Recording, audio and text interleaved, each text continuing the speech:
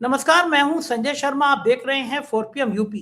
जब स्वार्थ बहुत बढ़ जाता है तो यही होता है जो अमेरिका और इजराइल के साथ हो रहा है। दोनों के बीच मतभेद की खबरें सामने आ रही हैं। होना भी था क्योंकि ईरान जिस तरह से मिसाइलें बरसा रहा है, दुगनी ताकत से बरसा रहा है, उसने खलबली मचा दी है। अभय द्विवेदी के संग शो करता हूं। मैंने पूछा, राहुल गांधी के आरोपों के बाद सरकार भाग क्यों रही है, पार्लियामेंट में चर्चा क्यों नहीं करा रही। रोचक बातचीत है, चलते हैं अभय द्विवेदी के पास। 4PM न्यूज नेटवर्क में बहुत बहुत स्वागत है अभय द्विवेदी आपका। मुझे विपक्ष से बहुत ज्यादा शिकायत है, पार्लियामेंट के अंदर वो क्यों ऐसे मुद्दे उठाना चाह रहा है कि ईरान इजराइल की लड़ाई में क्या हुआ वो बताया जाए, मध्य एशिया के मुद्दों पर चर्चा की जाए, पेट्रोल डीजल की बढ़ती हुई कीमतों पर चर्चा की जाए।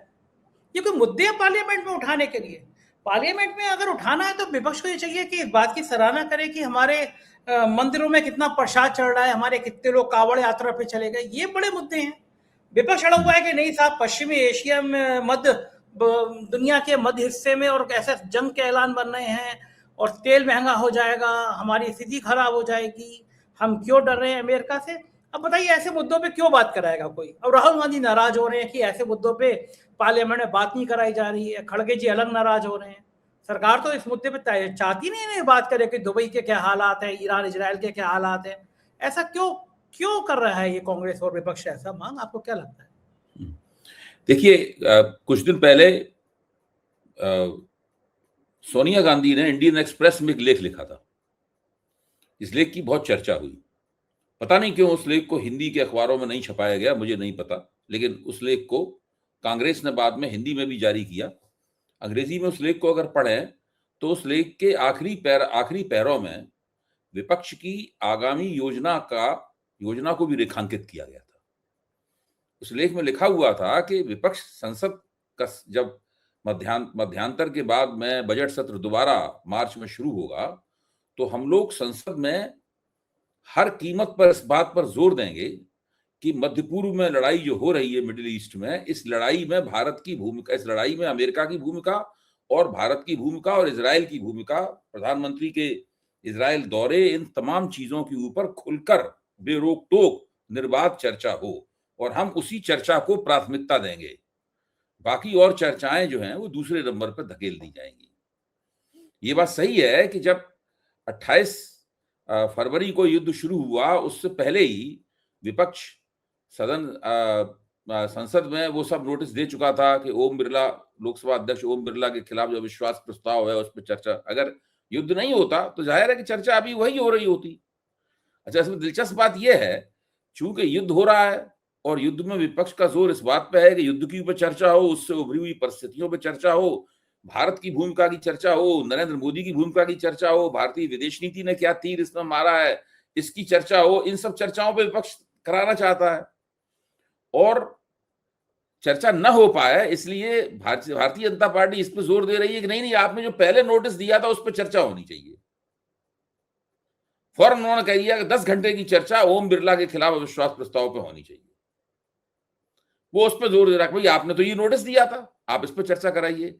मुझे पक्का यकीन है अगर युद्ध न हुआ होता है तो विपक्ष तो सत्ता पक्ष लगातार ओम बिरला के खिलाफ जो अविश्वास प्रस्ताव का नोटिस है उस पर चर्चा में भी कुछ और कन्नी काट रहा होता उससे। लेकिन अब इनके लिए महत्वपूर्ण बात हो गई है कि इसके ऊपर कोई चर्चा ना हो और उसका कारण है। उसका कारण क्या है बंधुवर, ये मैं आपको पढ़ के सुनाता हूं। आखिरकार क्यों ऐसा हो रहा है। मैंने कुछ नोट करके रखा था, आप ही के लिए नोट करके रखा था। आपको अंग्रेजी के 2-3 छोटे छोटे वाक्य पढ़ के सुनाऊंगा और फिर उसका संदर्भ बताऊंगा। इससे आपके सामने स्पष्ट हो जाएगा कि सरकार इन विषयों के ऊपर चर्चा क्यों नहीं करना चाहती। सुनिए आप। The Indians had been very good actors. Actor का मतलब अभिनेता से नहीं है, एक्टर का मतलब यह है कि जो उन्होंने काम दिया क्या उसको करने वाले। The Indians had been very good actors. We had asked them to stop buying sanctioned Russian oil this fall. They did. इसका मतलब क्या हुआ कि भारतीयों से जो कहा जाता है उस पर अमल करने के मामले में वो काफी अच्छे हैं। हमने भारतीयों से जो कुछ कहा उस पर अमल करने के, उसका पालन करने के मामले में वो काफी अच्छे हैं। मैंने उनसे अभी पतझड़ के दौरान ये कहा था कि रूसी रूस का जो तेल जिसके ऊपर हमने प्रतिबंध लगा रखा है उसको खरीदना वो बंद कर दें, और उन्होंने उसका पालन किया। They did. ये है इसमें। ये किसने कहा था? ये अमेरिका के वित्त मंत्री स्कॉट बेसेंट ने कहा था। ये जो जिसमें उन्होंने कहा ना कि हम उदाहरण हम इजाजत देते हैं कि वो 1 महीने के लिए तेल खरीद लें, उस वक्तव्य के पहले 3 वाक्य ये थे: the Indians had been very good actors, we had asked them to stop buying sanctioned Russian oil this fall, they did. अच्छा, अब पूरे सोशल मीडिया पर इन 3 वाक्यों की चर्चा है। ये 3 वाक्य कहते हैं कि अमेरिकन भारतीयों से बहुत खुश हैं, क्योंकि वो मानते हैं कि ये बड़े फर्माबरदार हैं, बड़े आज्ञा पालक हैं। इनसे वो जो कहते हैं ये तुरंत उसके ऊपर अमल करते हैं। उन्होंने अमल किया कि हमने रशियन तेल पे हमने पाबंदियां लगा रखी हैं, उस तेल को मत खरीदो, और उन्होंने तुरंत उसके ऊपर अमल किया। अच्छा, ये जो 3 वाक्य हैं छोटे छोटे, ये भारत की पूरी अमेरिका के मुकाबले और खाड़ी युद्ध के अंदर भारत की जो पूरी स्थिति है उसका पर्दाफाश कर देते हैं। भारत की जो विदेश नीति की जो संप्रभुता है, उसकी जो स्वायत्तता है, उसकी जो संप्रभुता है, उस संप्रभुता यहां पर जीरो दिखाई पड़ती है यहां पूरी तरीके से। भाई, अमेरिका का वित्त मंत्री ये कहने की हिम्मत कैसे कर रहा है? अभी ये वाक्य मैं वहां तो पहुंचा ही नहीं कि आप वहां से तेल खरीद लें 1 महीने के लिए। वो छोड़ दीजिए बात, नीचे वो क्या कहते हैं उसको छोड़ दीजिए। ऊपर क्या कह रहे हैं वो देखिए: Indians had been very good actors. यानी भारत से जो कहा जाता है भारत उसको तुरंत करता है। यानी आप जब आपके यहाँ जो लोग काम करते हैं उनमें से कोई एक व्यक्ति है जो आप सोचते हैं कि ये जो जितना हम कहते हैं उसको फौरन करके दिखाता है, तो आप उससे खुश हैं। ये अमेरिका की हैसियत भारत के लिए ये हो गई है। आप इससे अंदाजा लगाइए ये इसका पूरे सोशल मीडिया पर ये अंग्रेजी के 3 वाक्य और हिंदी में उसके तरह तरह से मतलब निकालकर इस तरीके से किया जा रहा है। यही है वो बात जिसकी वजह से सरकार घबरा रही है कि विदेश नीति पर चर्चा न हो। अब राज्यसभा में सुबह सुन रहा था मैं, विदेश मंत्री एस जयशंकर बोल रहे थे, और उस वक्त विपक्ष के जो सांसद थे वो सभापति के आसन के पास जाके नारेबाजी कर रहे थे। तो जयशंकर जी का भाषण सुनने में बड़ी मुश्किल हो रही थी, क्योंकि लगातार नारे चल रहे थे। अच्छा, तो अब सवाल इस बात का है, जयशंकर जी फिर भी हमने कान लगा के बड़ी कोशिश करके जयशंकर जी का भाषण सुना, उसमें कहीं ये मुद्दे आते ही नहीं है। जयशंकर जी के भाषण में ऐसे ही घिसी पिटी बात थी: हम नजर रखे हुए हैं, हम देख रहे हैं, हम सतर्क हैं, हम ये भरोसा देते हैं कि हम कीमत नहीं बढ़ देंगे, हम भारतीय जो कंज्यूमर है उसकी भारतीय उपभोक्ता जो है तेल का और गैस का, हमें उसके हितों का पूरा ख्याल है। तो इस प्रकार का भाषण था। मुझसे कहिए इस तरह के मैं 5 भाषण सुबह से शाम तक लिख दूं। अब दिक्कत की बात यह है कि जो विवाद के मुद्दे हैं इस प्रश्न के ऊपर, उन विवाद के मुद्दों से ये सरकार बचना चाहती है, उनके ऊपर चर्चा नहीं करना चाहती। अच्छा, मैं ये भी स्पष्ट कर देना चाहता हूं, मैं ये नहीं मानता हूं कि हर चीज पे सरकार को बोलना ही चाहिए। मैं ये नहीं मानता हूं कि हर चीज पे सरकार को प्रतिक्रिया देनी ही चाहिए। नहीं, विदेश नीति में चुप्पी, संयम, धैर्य, अगर कोई भड़कावे का बयान दे रहा है तो बदले में भड़कावे का बयान न देना, ये भी उत्तम किस्म की रणनीति मानी जाती है।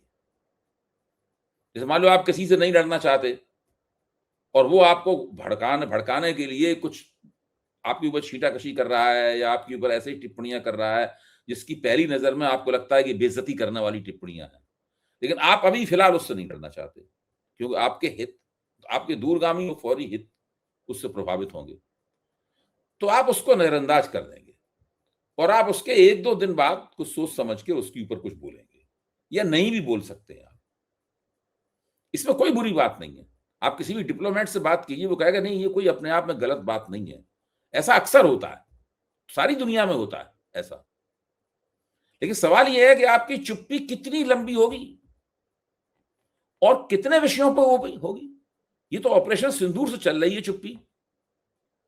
ये चुप्पी जो है ना, ये तो ऑपरेशन सिंदूर से चल रही है। कब तक चलती रहेगी ये चुप्पी? कितने विषयों पर चलती रहेगी चुप्पी? स्कॉट के बयान के ऊपर भी आपकी चुप्पी है। उसके बाद जो क्रिस्टोफर लैंडौ, जो अमेरिका के विदेश उपमंत्री हैं, उन्होंने रायसीना डायलॉग में जो बात कही कि हम अमेरिका भारत को चीन जैसा नहीं चीन की तरह फायदा नहीं उठाने देगा, भारत को बाजार नहीं विकसित करने देगा ताकि भारत के साथ अमेरिका के साथ भारत प्रतियोगिता बना सके, उसके ऊपर भी आपकी चुप्पी है। ट्रंप ने ऑपरेशन सिंदूर के ऊपर कम से कम 50-60 बार ये जो सब बातें कही हैं, उनके ऊपर भी आपकी चुप्पी है। ट्रंप ने ये कहा कि I can destroy the political carrier of Narendra Modi, prime minister Narendra Modi, उसके ऊपर भी आपकी चुप्पी। ये तो संजय जी ये तो हद है, कमाल है, आवाज ही नहीं निकल रही है। क्या इस तरह का बयान I can destroy the political carrier of Narendra Modi अगर दुनिया का और कोई नेता देता तो भारत उसके ऊपर चुप रहता? सब लोग मजे ले रहे हैं कि एप्स्टीन फाइल में इतने बड़े बड़े नाम है ना, उसके डर के मारे बोल ही नहीं रहा, आवाज ही नहीं निकल रही। ईरान ने जो कहा है, जब ईरान ने कहा है कि ये एप्स्टीन गिरोह के कहने से नहीं हम नहीं तय करेंगे कि हम सरेंडर करेंगे लड़े, उन्होंने ईरान ने इसको एप्स्टीन गिरोह का नाम दिया है। इसका मतलब है कुल मिलाकर एप्स्टीन फाइलें फिर आ गई बीच में। ठीक बात है, मतलब आदमी का डर भी तो सवाल ही उठता है, क्या मोदी जी भी उस एप्स्टीन गिरोह में शामिल है? मतलब है क्या? भारत का कौन कौन नेता उस एप्स्टीन गिरोह में शामिल है? एक एप्स्टीन गिरोह है। अच्छा, अब ये भी बातें निकल के आ रही हैं कि उस एप्स्टीन के साथ में CIA के बहुत सारे तत्व सक्रिय थे, मोसैड के सारे तत्व सक्रिय थे, जो यहूदी लॉबी है बहुत बड़ी दुनिया में, और अमेरिका का जो कॉर्पोरेट सर्कल है उसमें यहूदी लॉबी तो बहुत पावरफुल है, बहुत सब। उसके बारे में कहा जा रहा है कि उसने कांग्रेस को तकरीबन खरीद रखा है, व्हाइट हाउस को तकरीबन खरीद रखा है, यहूदी लॉबी के पास इतना दम है। और ट्रंप के इलेक्शन में उसने बहुत बड़े पैमाने पर रुपया खर्च किया था ट्रंप को जिताने के लिए। सही बात है। तो ये सब जो हो रहा है, इन्हीं सब कारणों, ये सब संसद के, क्योंकि कांग्रेस को पता है कि ये राहुल गांधी बड़ा बुरा आदमी है, ये कंट्रोल नहीं होता उनसे। राहुल गांधी जरूरी है सब बातें बोलेगा, वहां पे मानेगा नहीं बंदा ये। वही राहुल गांधी मानेंगे नहीं। राहुल गांधी मानेगा नहीं, तो इसलिए कैसे बचा जाए इससे? चर्चा ही मत होने दो। तो बचने का तरीका ये है कि चर्चा ही मत होने दो इसके ऊपर। कितना आप कल्पना कीजिए कि इतना बड़ा दुनिया में युद्ध हो रहा है, उसकी वजह से भारतीय अर्थव्यवस्था बहुत परेशानियों में दिख रही है। उसकी शुरुआत हो चुकी है परेशानियों की। जो LNG है, लिक्विडिफाइड नेचुरल गैस है, उस गैस के दाम सरकार ने बढ़ा दिए हैं। यानी महंगाई का पहली आहट सुनाई पड़ने लगी है। और उसके व्यापारिक इस्तेमाल की सप्लाई बंद कर दी है सरकार ने। खुद सरकार की माने तो केवल 1 महीने का इनके पास स्टॉक है तेल का और गैस का। पता नहीं क्या होगा, ये युद्ध लंबा चल गया तो क्या सुनिए, तेल और गैस के कुओं में उत्पादन रोक दिया जाता है, जैसे कि सऊदी अरब ने कहा है कि भाई चूंकि हम तेल की सप्लाई नहीं कर सकते, स्टेट ऑफ होर्मुज जलडमरू मध्य बंद हो जाने के कारण, इस चक्कर में क्या हुआ है कि हमारे तेल के भंडार ऊपर तक भर गए हैं। हम अगर नया तेल निकालेंगे तो उस तेल को रखेंगे कहां? हमारे पास स्टोर करने के लिए जगह नहीं बची है। जब लगातार तेल बहता रहता है पाइपों में तो नया तेल निकलता रहता है, उसको स्टोर किया जाता रहता है। तो सऊदी अरब ने इसलिए कहा कि हम तेल के बंद करते हैं। कतर, जो कि गैस का बहुत बड़ा उत्पादक है, कतर भी कह रहा है कि भाई हम गैस का उत्पादन बंद करते हैं। तो गैस और तेल के जो कुएं होते हैं, जब एक बार उनका उत्पादन बंद कर दिया जाता है तो उसको तुरंत, जब युद्ध खत्म हो जाएगा, ऐसा थोड़ी ना है कि भाई आपने बिजली का स्विच थोड़ी ना है कि आज आप ऑन ऑफ, जब चाहो तो ऑफ कर दो, जब चाहो तो ऑन कर दो। एक बार इन जगहों में उत्पादन जब बंद हो जाता है और कुछ दिन बंद रहता है तो उसको तुरंत, ऐसा नहीं है कि वो आप तुरंत उसी जिस दिन युद्ध खत्म होगा उसी दिन फिर से निकालना शुरू कर देंगे। उसमें एक लंबा समय लगता है, उसमें कई हफ्ते लगते हैं। यानी एक बार सप्लाई रुकेगी तो सप्लाई उस वक्त तुरंत जादू की जोर से शुरू नहीं हो जाएगी जब युद्ध बंद होगा, फिर सप्लाई में लंबी बाधा पड़ेगी। ठीक बात है। उधर अगर मैं बात करूं युद्ध की, तो खामनेई साहब के उत्तराधिकारी उनके बेटे ने तो 10 गुना हिम्मत दिखाई है, 10 गुना कलेजा दिखाया है। अमेरिका भी सोच रहा है मैं किस पचड़े में पड़ गया। अब सुना है कि अमेरिका और इजराइल के रिश्ते खराब हो गए। ट्रम्प चचा तो ट्रम्प चचा है, उनको लग रहा होगा कि इजराइल के और सऊदी अरब के चक्कर में मेरी कुर्सी और चली जाएगी। मेरे अमेरिका में मित्र है, मैं उनसे बात कर रहा था कि अमेरिकी लोगों का गुस्सा बढ़ता जा रहा है। जैसे तैसे कोरोना के बाद अर्थव्यवस्था लौट रही थी और इस बेवकूफ़ी में अमेरिका की अर्थव्यवस्था पे गहरी चोट लगी है। अगर इस युद्ध के बीच में अमेरिका और इजराइल के बीच में भी ऐसी मतभेद की खबरें आएंगी तो युद्ध तो झेलना मुश्किल हो जाएगा। ईरान ने बौछार कर दी है मिसाइल के ड्रोन की। किसी ने सोचा नहीं था कि ईरान इतनी मजबूती के साथ जवाब देगा। क्या लगता है आपको युद्ध के क्षेत्र से?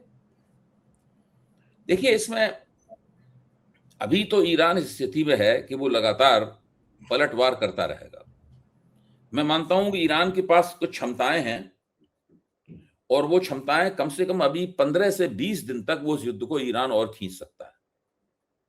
मेरी अपनी समझ के मुताबिक हो सकता है ज्यादा खींच सकता है, लेकिन इन 15 से 20 दिन तक युद्ध चलता रहा। 15 से 20, आज तारीख है 9, जिस वक्त हम लोग ये प्रोग्राम रिकॉर्ड कर रहे हैं उस वक्त तारीख है 9। और आप सोचिए, अगर इसमें आप 20 दिन और जोड़ दिए, 9 यानी मार्च के अंत तक युद्ध अगर चलता रहा और ईरान उसको चलाता रहा तो सारी दुनिया की जो अर्थव्यवस्था है, पूरी ग्लोबल इकोनॉमी जो है वो सांसत में फंस जाएगी और बड़े पैमाने पर उसके परिणाम स्वरूप मंदी आएगी। भारत की अर्थव्यवस्था भी उस मंदी का शिकार हो सकती है और जब अर्थव्यवस्था में मंदी आएगी तो भारत का मतदाता नाराज होगा तो ना कहेगा कि मैं डोनाल्ड ट्रंप को वोट नहीं देंगे, ये नेतन्याहू को वोट नहीं देंगे। भारत के मतदाता को डोनाल्ड ट्रंप और नेतन्याहू को वोट थोड़ी ना देना है, उसको तो नरेंद्र मोदी को वोट देना है नहीं देना, इसका फैसला करना है उसे। बिल्कुल ठीक बात। हाँ, ये स्थिति है। अच्छा, ये जो ईरान लगातार मिसाइल दाग रहा है, ईरान के लोग अब ये नहीं कह रहे हम शहीद हो रहे हैं, वो कह रहे हैं कि हम जीतेंगे। ये कॉन्फिडेंस में देख रहा हूँ कि ईरान के बाद में नया सुप्रीमो चुनने के बाद ईरान के लोग आधी रात को सड़कों पर निकल आए, हुजूम निकल आया। ये डर नहीं कि कहाँ से मिसाइल आ जाएगी, कहाँ से ड्रोन आ जाएगा। जब किसी राष्ट्र के लोग अपनी जान की परवाह ना करें, जान हथेली पर रख लें, सिर पर रख लें, ताज लगा लें मौत का, उस देश को कौन हरा सकता है? उस देश की हिम्मत को कौन हरा सकता है? इन दोनों भावनाओं में कितना फर्क है। जब अमेरिकी युद्ध में उतरते हैं तो वो अपनी जान देने के लिए नहीं उतरते, वो दूसरे की जान लेने के लिए उतरते हैं अमेरिकी युद्ध। इसीलिए जब कोई अमेरिकी मारा जाता है और उसकी बॉडी बैग में उसकी लाश अमेरिका वापस जाती है तो पूरे अमेरिका में इस बात को लेकर कोहराम मच जाता है। अमेरिकी एक चीज बिल्कुल बर्दाश्त नहीं कर सकते, बॉडी बैग में आई हुई लाशें। सात लाशें पहुंच गई। हाँ, तो अब अगर मान लो ये लाशें बढ़ी, मतलब जो है 7 की या 70 हुई, 70 की या 700 हुई, तो फिर डोनाल्ड ट्रंप के लिए बहुत मुश्किल हो जाएगी। तो जितने दिन युद्ध चलेगा उतने दिन डोनाल्ड ट्रंप के लिए मुश्किल बढ़ती जाएगी। ईरान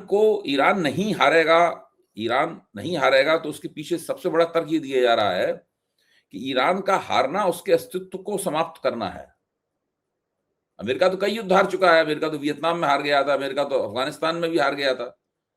वहां से क्या चुपचाप, ये तो बहुत ही निर्लज्ज हैं, युद्ध हार जाते हैं तो एक बयान जारी करता है राष्ट्रपति और वहां से अपने फौज जो है सारा टीला टंडीला उठा के वापस आ जाती है। लेकिन ईरान अगर हार गया तो वो बिखर जाएगा, खत्म हो जाएगा। ईरान की स्वायत्तता, संप्रभुता समाप्त हुई और उसमें अमेरिकियों ने कब्जा कर लिया उसकी गद्दी पर, अपना कोई कठपुतली बैठा दिया, तो बहुत बुरी स्थिति होगी। ईरान बहुत बुरी तरह नष्ट हो जाएगा। तो ईरान अगर नष्ट होने से बचना चाहता है तो उसको हारना नहीं है, और अगर वो नहीं हारेगा तो कोई ना कोई युद्ध में हारता ही है। तो अमेरिका हारेगा, इजराइल हारेगा।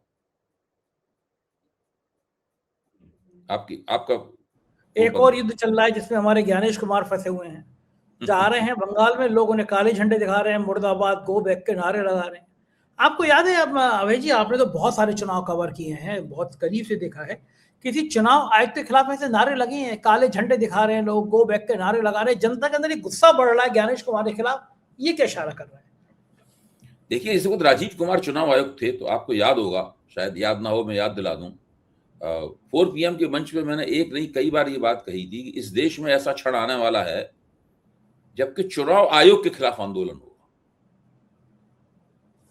कहा था आपने, मुझे याद है आपने कहा था। हाँ, चुनाव आयोग के खिलाफ आंदोलन होगा, तो वो हो रहा है लगातार। और उस आंदोलन की शुरुआत बिहार में हुई थी। भाई बिहार में जो भारत जो जो जो यात्रा की थी राहुल गांधी ने और तेजस्वी यादव ने मिलकर वोट अधिकार यात्रा की थी, वो क्या था? वो चुनाव आयोग के खिलाफ आंदोलन था। राहुल गांधी की जो प्रेस कॉन्फ्रेंसेस थी वो क्या थी? 3 प्रेस कॉन्फ्रेंस, वो चुनाव आयोग के खिलाफ आंदोलन था। जो बंगाल में ममता बनर्जी कर रही है वो क्या है? वो चुनाव आयोग के खिलाफ आंदोलन है। जब अभिषेक बनर्जी चुनाव आयोग के सामने जाके कहते हैं उंगली उठा उठा के बात मत कीजिए, नीचे करके बात कीजिए, हम चुने हुए प्रतिनिधि हैं जनता के, वो क्या बात है? वो एक चुने हुए प्रतिनिधि द्वारा चुनाव आयोग को दी गई चेतावनी है। तो इस वक्त देश में तमाम विपक्ष न केवल मोदी सरकार के खिलाफ आंदोलनरत है, बल्कि वो चुनाव आयोग के खिलाफ भी आंदोलनरत है। विपक्ष का स्पष्ट कह रहा है कि चुनाव आयोग मोदी सरकार का सेल बन गया है, प्रकोष्ठ बन गया है। तेजस्वी यादव तो बार बार ये कहते हैं कि तो ये बीजेपी की संगठन का एक प्रकोष्ठ बन गया है, ये सेल बन गया है। लगता भी यही है, कुछ कुछ हालात से लगता भी यही है। बहुत बहुत शुक्रिया अभय जी, आपने मुझे समय दिया, बातचीत की। ये थे अभय दुबे जी। राहुल गांधी से लेके अमेरिका तक का बहुत सही चित्रण उन्होंने किया। सही बात है कि युद्ध किसी के हित में नहीं होता, लेकिन अमेरिका और इजराइल जिस तरह से तेल के पैसे के हवस में डूबे जाते हैं, उसके बाद अब समझ आ रहा है कि ईरान जैसा बहादुर देश कैसे पसीने छुड़ा सकता है। कैसी लगी बातचीत बताइएगा जरूर। शुक्रिया, थैंक यू।